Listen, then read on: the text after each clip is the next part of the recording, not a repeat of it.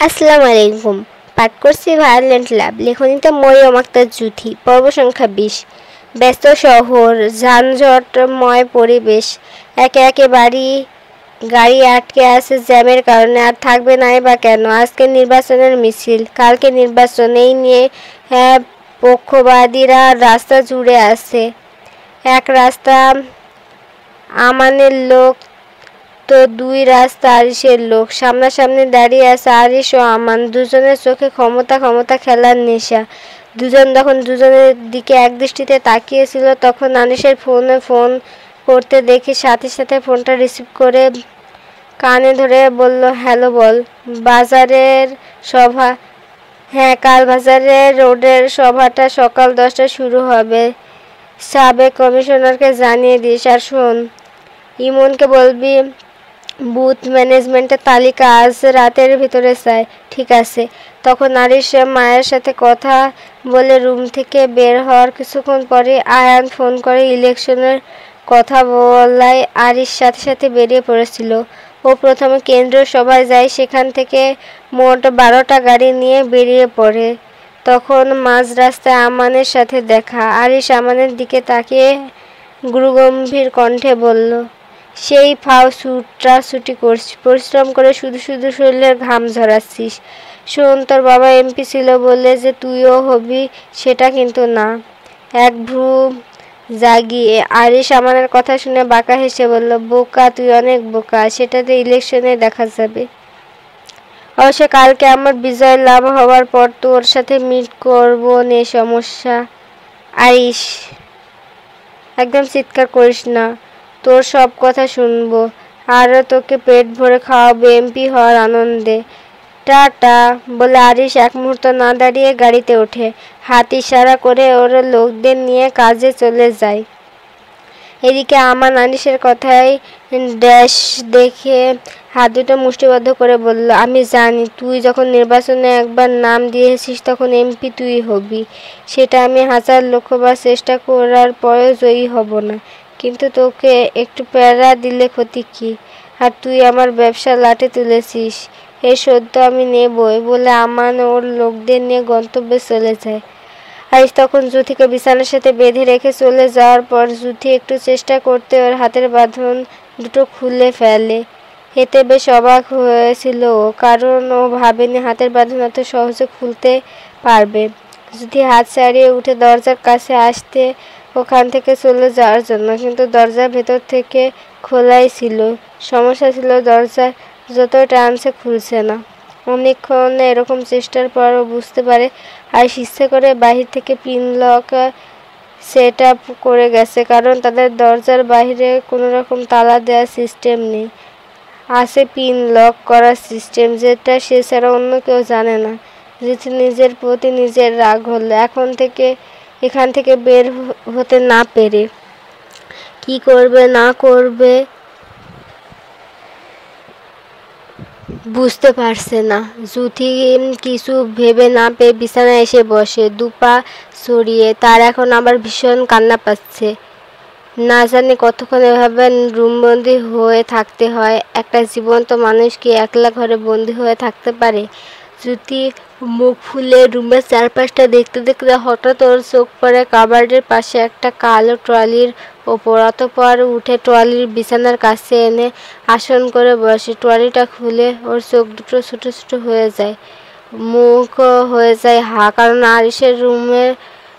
আরিশের trolley খুলে যে মেয়েদের পোশাক দেখতে পাবে সে ভাবেনি। জুথি কিছুটা কৌতূহল নিয়ে ড্রেসগুলো হাতে নিতে নিতে দেখে ওটার পাশে আরও একটা ড্রেস। পরপর এক জায়গা থেকে 4টা ড্রেস বের করার পর ওর চোখ পড়ে বাকি ট্রলির চকলেটে ভরপুর।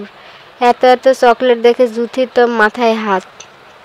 জুথি পরপর দুটো ঢোক গিলে একটা চকলেট হাতে নিয়ে ওর চোখ যায় পাশে একটা মোটা র্যাপিং পেঁচানো বাক্সের ওপর। জুথি হাতে চকলেটটা বিছানায় রেখে পেঁচানো র্যাপিংটা হাতে নিয়ে সেটা খুলতে দেখে অনেক বড় একটা চকলেট। জুথি চকলেটটা ঘুরিয়ে ফিরে দেখে সেখানে নাম লেখা। দেখে ক্যান নট গেট ক্যানফি। Of it. জুথির নামটা পড়তে মনে পড়ে, এটা তো সেই দুবাইয়ের বিখ্যাত ভাইরাল কুনাভা। এটা তো সেই দুবাইয়ের বিখ্যাত ভাইরাল চকলেট। জুথি চকলেটটা হাতে এপিট ওপিট করে ট্রলিতে থাকা চকলেটগুলোর দিকে তাকিয়ে বলল, লুচু বেটা, আমাকে রুমবন্দি করেছেন তাই না? আজকে আমি আপনার এত চকলেট সব খেয়ে নেব।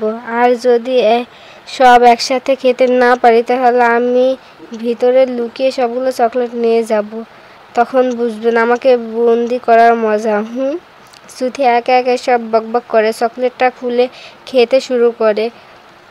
জুথি চকলেটের তিন ভাগের এক ভাগ খেতে ওর মুখ ফিরিয়ে আসে। এত কুনাফা, মিল্ক, পেস্টাচিও, ক্রিম, তাহিনি, সুগার মিলানো যে একটু খেতে ওর মুখ ফিরে আসে। জুথি চকলেটটা ট্রলির ভেতরে রেখে আরিশকে মনে মনে আরও কয়েকটা গালি দিয়ে দিল। সময়টা প্রায় ঘড়ির কাঁটায় সন্ধ্যা 7:56। তখন আরিশ ক্লান্ত শরীর নিয়ে মাত্র বাড়ি ফিরে বসার ঘরে সোফায় হেলান দিয়ে বসেছিল। এত দৌড়াদৌড়ি করে তখন ওর হাত পা চিনচিন ব্যথা করছে। আরিশের হাত পা আড়মোড়া দিয়ে লিমা খান ওর জন্য ঠান্ডা এক গ্লাস লেবুর শরবত এনে ওর সামনে দিতে ও সেটা নিয়ে গেলে লিমা খানের দিক চোখ পড়তে চোখ নামিয়ে নেয়। মনে পড়ে তার সকালের কাণ্ড ঘটানোর কথা। আরিশের অনুশোচনা হয় লিমা খানের দিকে তাকাতে।